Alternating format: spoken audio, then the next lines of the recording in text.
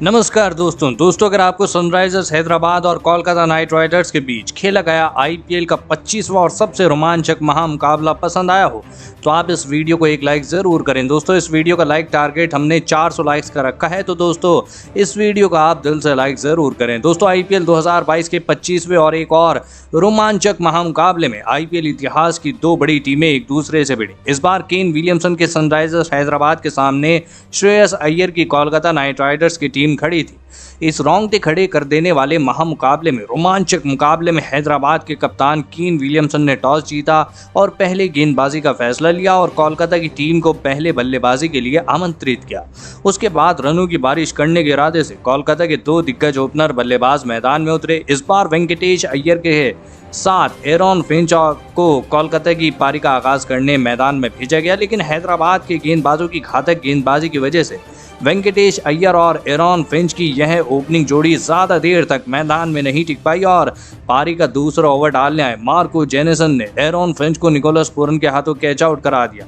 आपको बता दें कि एरॉन फिंच 5 गेंदों में 7 रन बनाकर आउट हो गए। एरॉन फिंच जैसे बड़े खिलाड़ी को शुरुआती ओवरों में ही खोने के बाद अब कोलकाता के कप्तान श्रेयस अय्यर बल्लेबाजी करने मैदान में उतरे, लेकिन उसके तुरंत ही बाद कोलकाता के दूसरे ओपनर बल्लेबाज वेंकटेश अय्यर को पारी का 5वां ओवर डालने आए। टी नटराजन ने अपनी इस ओवर की पहली ही गेंद पर क्लीन बोल्ड कर दिया। वेंकटेश अय्यर 13 गेंदों में 6 रन बनाकर आउट हो गए, तो वहीं टी नटराजन ने इसी ओवर की अपनी तीसरी गेंद पर नए बल्लेबाज सुनील नारायण को भी शशांक सिंह के हाथों कैच आउट करा दिया। सुनील नारायण 2 गेंदों में 6 रन बनाकर आउट हो गए। शुरुआती ओवरों में ही अपने टॉप ऑर्डर के 3 बड़े बल्लेबाजों को खो देने के बाद अब कोलकाता की टीम पूरी तरह दबाव में आ चुकी थी। हैदराबाद की गेंदबाजी अब कोलकाता की बल्लेबाजी पर हावी होती दिखाई दे रही थी, लेकिन अब विकेट गिरने के बाद बल्लेबाजी करने आए नीतीश राणा ने कप्तान श्रेयस अय्यर के साथ मिलकर कोलकाता की डगमगाई पारी को संभाला और एक महत्वपूर्ण समय पर एक अहम साझेदारी कोलकाता की टीम के लिए बनाई। श्रेयस अय्यर और नीतीश राणा की इस जोड़ी ने लगभग पारी के 9वें ओवर तक बल्लेबाजी करी और अपनी टीम को 70 रनों तक पहुंचाया, लेकिन फिर पारी का 10वां ओवर डालने आए उमरान मलिक ने सेट हो चुके कोलकाता के कप्तान श्रेयस अय्यर को क्लीन बोल्ड कर दिया। श्रेयस अय्यर 25 गेंदों में 28 रन बनाकर आउट हो गए। आपको बता दें कि कप्तान श्रेयस अय्यर के आउट हो जाने के बाद अब कोलकाता की टीम को एक बड़े लक्ष्य तक पहुंचाने की जिम्मेदारी नीतीश राणा के कंधों पर थी और फिर नीतीश राणा ने बेहतरीन बल्लेबाजी करते हुए नए बल्लेबाज शेल्डन जैक्सन के साथ मिलकर अपना अर्धशतक पूरा किया, लेकिन उनके साथ ही खिलाड़ी शेल्डन जैक्सन ज़्यादा देर तक मैदान में नहीं टिक पाया और उन्हें पारी का 13वां ओवर डालने आए उमरान मलिक ने टी नटराजन के हाथों कैच आउट करा दिया। आपको बता दें कि शेल्डन जैक्सन 7 गेंदों में 7 रन बनाकर आउट हुए। शेल्डन जैक्सन का विकेट भले ही कोलकाता की टीम ने गंवाया हो, लेकिन अब मैदान पर हैदराबाद की टीम में डर का माहौल साफ तौर पर देखा जा सकता था, क्योंकि अब मैदान पर बल्लेबाजी करने कोलकाता के सबसे घातक और विस्फोटक बल्लेबाज आंद्रे रसेल बल्लेबाजी करने मैदान में आए थे और फिर यहाँ से आंद्रे रसेल और सेट हो चुके नीतीश राणा ने मिलकर कोलकाता की रन गति को तेजी से आगे बढ़ाया, लेकिन फिर पारी के 18वें ओवर में अर्धशतक लगाकर बल्लेबाजी कर रहे नीतीश राणा को टी नटराजन ने निकोलस पूरन के हाथों कैच आउट करा दिया। नीतीश राणा 36 गेंदों में 54 रनों बनाकर आउट हो गए, लेकिन फिर इस पारी के आखिरी में आंद्रे रसेल ने एक विस्फोटक पारी खेली। रसल आखिरी ओवर में हैदराबाद के गेंदबाजों पर जमकर बरसे। आंद्रे रसेल आखिरी के ओवरों में लगभग 190 की औसत से बल्लेबाजी कर रहे थे और इसी वजह से कोलकाता की टीम ने 175 रनों का एक विशाल लक्ष्य हैदराबाद की टीम के आगे रखा। उसके बाद कोलकाता से मिले 176 रनों के विशाल लक्ष्य का पीछा करने हैदराबाद के 2 दिग्गज ओपनर बल्लेबाज मैदान में उतरे।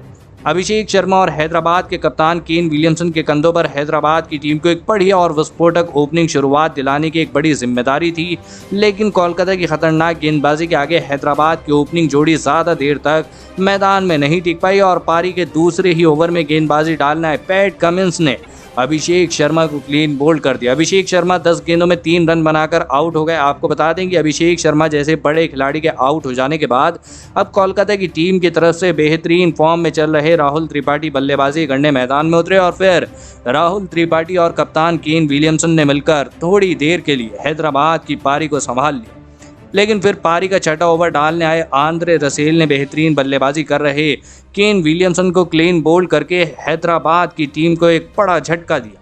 हैदराबाद के कप्तान केन विलियमसन 16 गेंदों में 17 रन बनाकर आउट हो गए। एक के बाद एक दो खिलाड़ियों के आउट हो जाने के बाद अब हैदराबाद की टीम में दबाव में थी।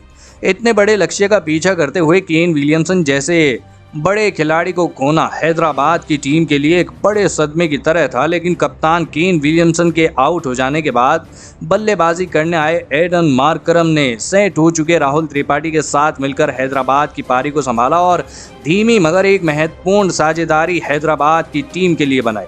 इन दोनों ने अपनी साझेदारी की शुरुआत धीमी करी, लेकिन सेट हो जाने के बाद ये दोनों आक्रामक बल्लेबाजी करते हुए दिखे। खास करके राहुल त्रिपाठी इस पारी में विस्फोटक अंदाज में बल्लेबाजी करते हुए दिखे।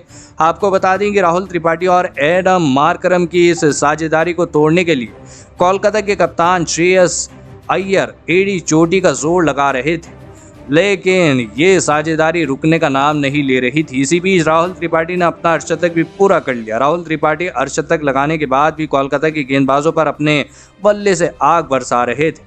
राहुल त्रिपाठी और एडम मार्करम ने मिलकर लगभग पारी के 14वें ओवर तक बल्लेबाजी करी और अपनी टीम को 133 रनों तक पहुंचाया।